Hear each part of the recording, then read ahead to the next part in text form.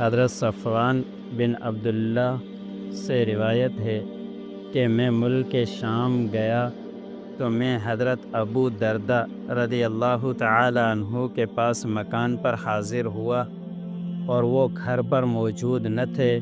حضرت دردہ رضی اللہ تعالی عنہ موجود تھی۔ انہوں نے پوچھا کہ کیا آپ لوگ اس سال حج کا ارادہ رکھتے ہو؟ تو میں نے جواب دیا جی ہاں۔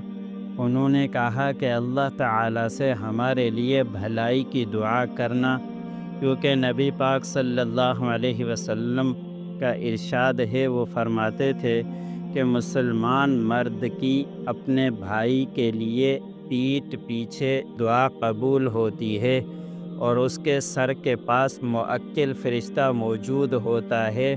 جب یہ اپنے بھائی کے لیے بھلائی کی دعا کرتا ہے تو موکل فرشتہ اس پر آمین کہتا ہے اور کہتا ہے کہ تیرے لیے بھی اسی طرح ہو۔ حضرت عقبہ بن عامر رضی اللہ تعالی عنہ بیان کرتے ہیں کہ نبی اکرم صلی اللہ علیہ وسلم نے ارشاد فرمایا، جس نے کسی مسلمان کا کوئی عیب دیکھا پھر اسے چھپایا تو وہ ایسا ہے کہ گویا اس نے کسی قبر میں پڑی لڑکی کو زندہ کر دیا۔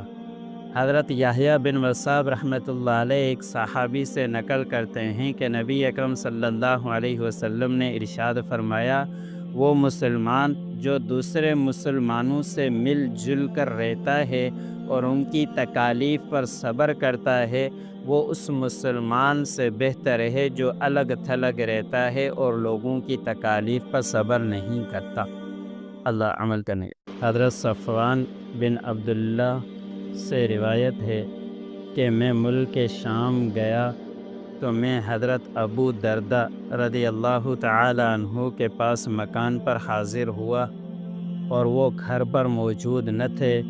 حضرت دردہ رضی اللہ تعالی عنہ موجود تھی۔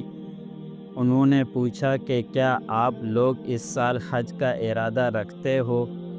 تو میں نے جواب دیا جی ہاں۔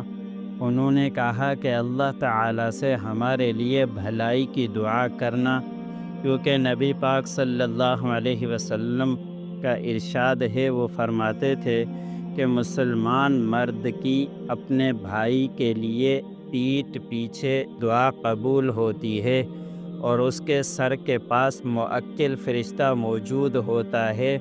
جب یہ اپنے بھائی کے لیے بھلائی کی دعا کرتا ہے تو موکل فرشتہ اس پر آمین کہتا ہے اور کہتا ہے